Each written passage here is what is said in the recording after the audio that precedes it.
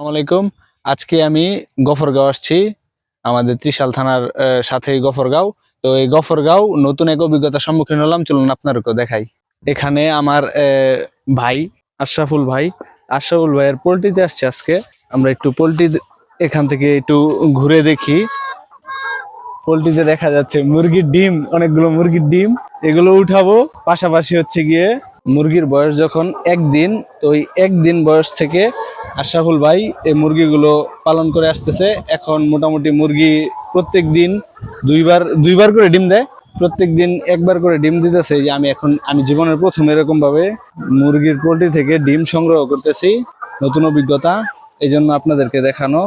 আর যারা আমাদের মতো বয়সী আছেন বা যুবক আছেন, যারা উদ্যোক্তা হতে চান, তো এরকম বড় পরিসরেও করতে পারেন, চাইলে ছোট পরিসরে করে অভিজ্ঞতা নিতে পারেন, বা যারা করেছে তাদের কাছ থেকে পরামর্শ নিতে পারেন। খুবই ভালো হবে যদি এরকম পোল্ট্রি করেন আপনারা। আমি কিন্তু জীবনে এরকম ভাবে মুরগির ডিম উঠাই নাই। তো এই মুরগির পোল্ট্রির যে মালিক আছে আশরাফুল ভাই, আশরাফুল ভাইয়ের কাছে আমরা যদি একটু যাই, ওনার কাছে ওনার অভিজ্ঞতাটা আমরা একটু জানার চেষ্টা করব। এখানে আশরাফুল ভাই দেখতেছি কাজ করতেছে, কাজের মাঝখানে একটু ভাইকে জিজ্ঞাসা। আসসালামু আলাইকুম ভাই।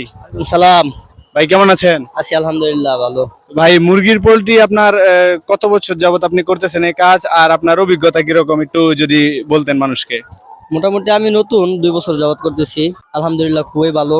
নিজের একদিন যখন মুরগিটা পালি, পরে আবার ডিম দেয়, অনেক ভালো। তো ভাই, যারা আসলে পোল্ট্রির বিজনেস করতে চায় বা আমাদের মতো যুবক অনেকে আছে উদ্যোক্তা হতে চায়, তাদের উদ্দেশ্যে আপনি কি বলবেন? অবশ্যই যদি এই পোল্ট্রিটা মানুষ করে, তাহলে বাংলাদেশের মধ্যে অনেক বেকার কর্মসংস্থান পাবে। একটা পোল্ট্রি করলে দেখা গেছে তার পোল্ট্রির মধ্যে অনেকেই কর্ম করে খাইতে পারবে, আবার নিজে একজন উদ্যোক্তা হলো, আবার আরো বাকিরা অনেকেই দেখে করার আগ্রহী হবে।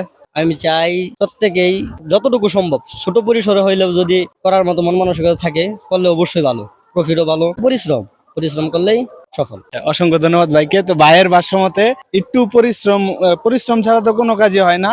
তো এই কাজে মোটামুটি পরিশ্রম আছে। আর ভাইয়ের পোল্ট্রিটা কিন্তু এখানে একটা নিচে কিন্তু পুকুর বা ফিশারি সিস্টেম আছে, নিচে কিন্তু মাছ চাষ করা হচ্ছে। আর এখানে মুরগির যে বর্জ্যগুলো আছে এগুলো নিচে পড়ে, এগুলো আবার মাছের খাবার হিসেবে মাছ এগুলো নিচে খেয়ে থাকে। তো যারা আছেন ছোট পরিসর আর বড় পরিসর নাই, করুন, পোল্ট্রি করুন।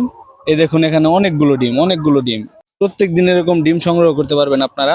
ধন্যবাদ সবাইকে, ভালো থাকবেন, সুস্থ থাকবেন, দেখা হবে অন্য কোনো ভিডিওতে।